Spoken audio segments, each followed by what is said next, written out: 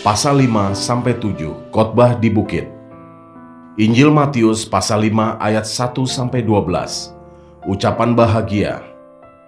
Ketika Yesus melihat orang banyak itu, naiklah ia ke atas bukit, dan setelah ia duduk, datanglah murid-muridnya kepadanya. Maka Yesus pun mulai berbicara dan mengajar mereka.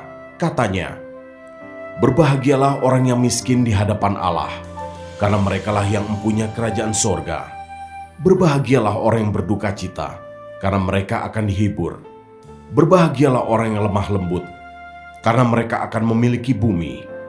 Berbahagialah orang yang lapar dan haus akan kebenaran, karena mereka akan dipuaskan. Berbahagialah orang yang murah hatinya, karena mereka akan beroleh kemurahan. Berbahagialah orang yang suci hatinya, karena mereka akan melihat Allah. Berbahagialah orang yang membawa damai, karena mereka akan disebut anak-anak Allah. Berbahagialah orang yang dianiaya oleh sebab kebenaran, karena merekalah yang mempunyai kerajaan sorga. Berbahagialah kamu, jika karena aku, kamu dicela dan dianiaya, dan kepadamu difitnahkan segala yang jahat. Bersukacita dan bergembiralah, karena upahmu besar di sorga, sebab demikian juga telah dianiaya nabi-nabi yang sebelum kamu."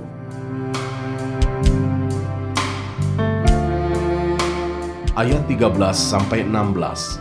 Garam dunia dan terang dunia. Kamu adalah garam dunia. Jika garam itu menjadi tawar, dengan apakah ia diasinkan? Tidak ada lagi gunanya selain dibuang dan diinjak orang. Kamu adalah terang dunia. Kota yang terletak di atas gunung tidak mungkin tersembunyi. Lagi pula orang tidak menyalakan pelita lalu meletakkannya di bawah gantang, melainkan di atas kaki dian, sehingga menerangi semua orang di dalam rumah itu. Demikianlah hendaknya terangmu bercahaya di depan orang, supaya mereka melihat perbuatanmu yang baik dan memuliakan Bapamu yang di surga.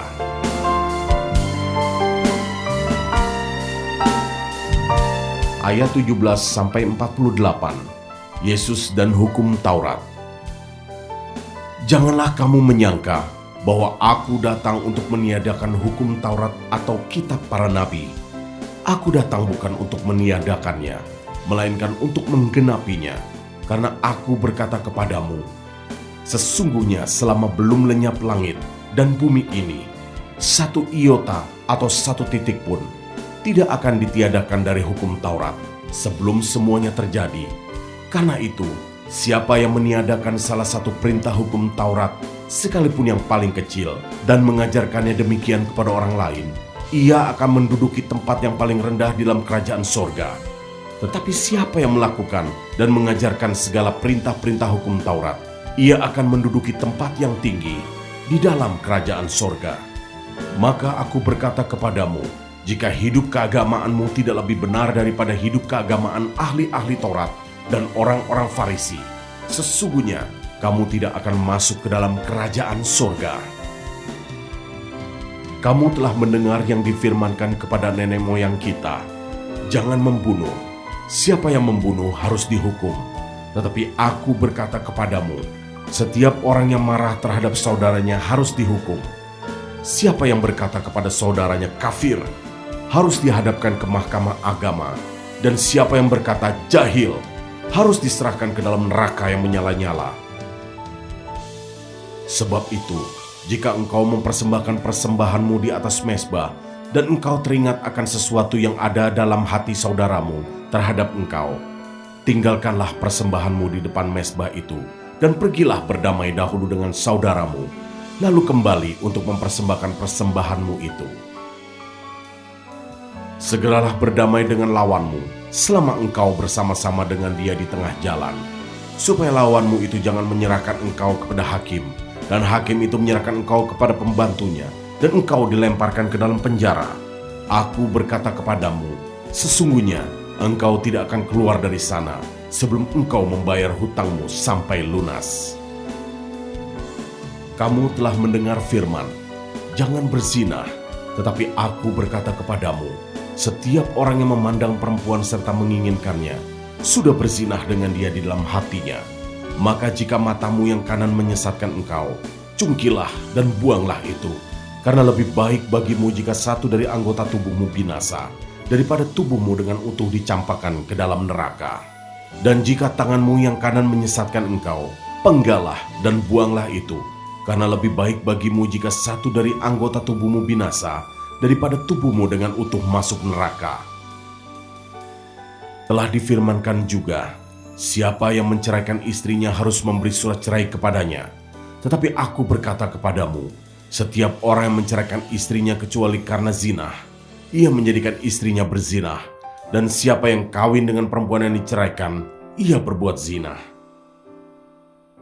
Kamu telah mendengar pula yang difirmankan kepada nenek moyang kita, jangan bersumpah palsu, melainkan peganglah sumpahmu di depan Tuhan. Tetapi aku berkata kepadamu, janganlah sekali-kali bersumpah, baik demi langit, karena langit adalah tahta Allah, maupun demi bumi, karena bumi adalah tumpuan kakinya, ataupun demi Yerusalem, karena Yerusalem adalah kota raja besar. Janganlah juga engkau bersumpah demi kepalamu, karena engkau tidak berkuasa memutihkan atau menghitamkan sehelai rambut pun. Jika ya, hendaklah kamu katakan ya, jika tidak, hendaklah kamu katakan tidak. Apa yang lebih daripada itu berasal dari si jahat. Kamu telah mendengar firman, mata ganti mata dan gigi ganti gigi.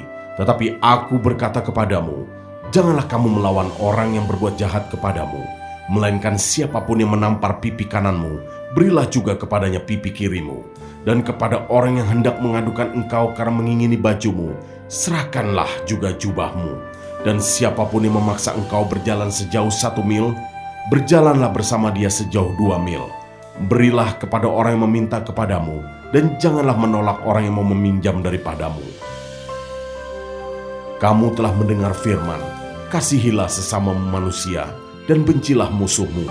Tetapi aku berkata kepadamu, kasihilah musuhmu, dan berdoalah bagi mereka yang menganiaya kamu. Karena dengan demikianlah kamu menjadi anak-anak Bapamu yang di sorga, yang menerbitkan matahari bagi orang yang jahat dan orang yang baik, dan menurunkan hujan bagi orang benar dan orang yang tidak benar.